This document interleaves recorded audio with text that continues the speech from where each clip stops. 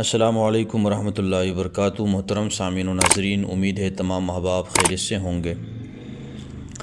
Video شروع کرنے سے پہلے درخواست یہ ہے کہ ویڈیو کو لائک بھی کریں، پوری ویڈیو آخر تک دیکھیں، بہت انفارمیشن والی ویڈیو ہے، اور ہمارے چینل کو سبسکرائب بھی کریں تاکہ بر وقت آپ تک ہماری ویڈیوز پہنچتی رہیں۔ فیڈرل پبلک سروس کمیشن کے انٹرویو جو عربی لیکچرار اور عربی ٹیچر کے ہوئے ہیں گزشتہ، اس میں جو سوال پوچھے گئے ہیں، پہلا سوال اس میں یہ پوچھا کہ عرب کے مشہور میلے اور بازاروں کے نام بتائیں۔ جواب ہے عکاظ، مجنہ، ذوالمجاز، یہ تین مشہور بازار ہیں۔ عکاظ جو ہے نخلا اور طائف کے درمیان ایک بستی ہے، وہاں پر لگتا تھا۔ یہ کہتے ہیں کہ 540 عیسوی سے شروع ہوا اور 129 ہجری میں خوارج نے لوٹ مار کی تو اس وقت اس کو ختم کر دیا گیا۔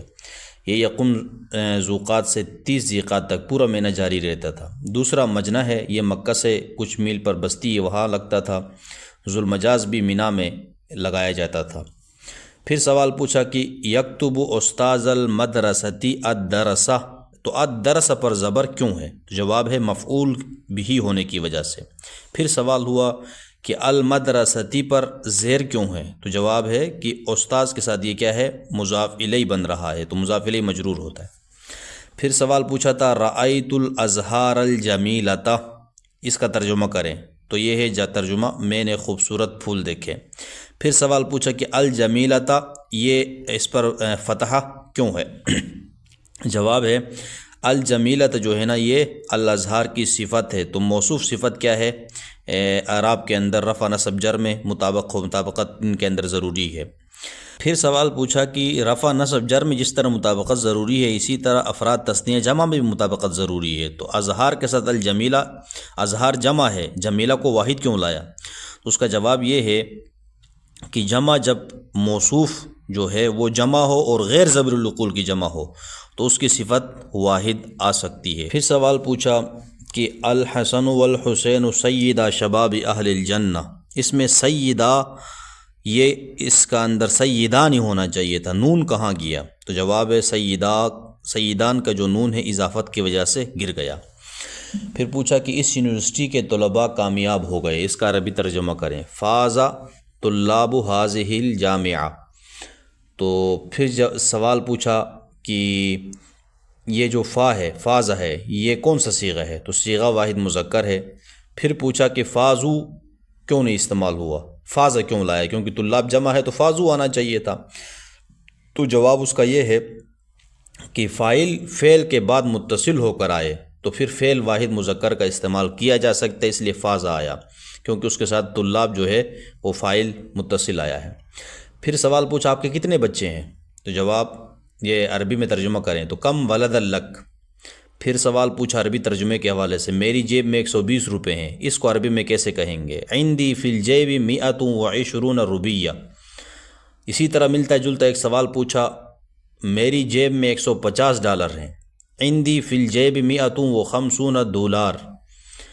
پھر پوچھا کبوتر الماری سے نکلا، اس کا ترجمہ کریں، خرجت الحمامۃ من الخزانۃ۔ اور اسی طرح آج بہت سردی ہے، الیوم یوم بارد جدا۔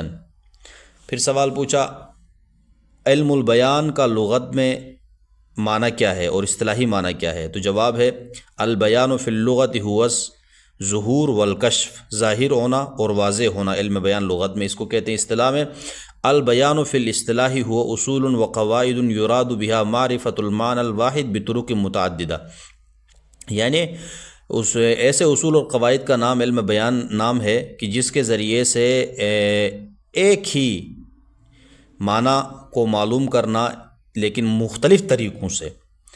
تشبیہ کے بارے میں پوچھا تو تشبیہ کہا جاتا ہے ایک چیز یا کئی اشیاء جن کی آپس میں مشارکت ہو ایک صفت میں یا کئی صفات کے اندر، جیسے رأیت رجلا کالاسد، میں نے ایک آدمی کو دیکھا شیر کی طرح۔ اب دیکھو آدمی اور شیر میں مشارکت بہادری میں ہے، تو یہ دونوں میں ایک ہی چیز کیا ہے، صفت بہادری وہ ہے، مشترک ہے، تو اس لیے اس کو تشبیہ کہا جاتا ہے۔ پھر پوچھا مرکب اضافی، تو مرکب اضافی کہتے ہیں دو اسموں سے مل کر یہ بنتا ہے مضاف اور مضاف الیہ، صحیح ہے۔ ان کی شروط یہ ہے کہ مضاف ہمیشہ نکرہ ہوتا ہے، الف لام نہیں داخل ہوتا ہے، اور دوسرا اسم جو ہے وہ مضاف الیہ وہ مجرور ہوتا ہے، جیسے المثال رسول اللہ، صحیح ہے نا، رسول اللہ، رسول مضاف، لفظ اللہ مضاف الیہ. اسی طرح ورقۃ الکتاب، یہ مضاف الیہ کی مثال ہے. مرکب توصیفی کس کو کہتے ہیں؟ تو موصوف صفت سے یہ مرکب توصیفی بنتے ہیں، جیسے رجل شجاع، اور اسی طرح الغرفۃ الواسعہ. ان دونوں میں مرکب اضافی اور مرکب توصیفی میں کیا فرق ہے؟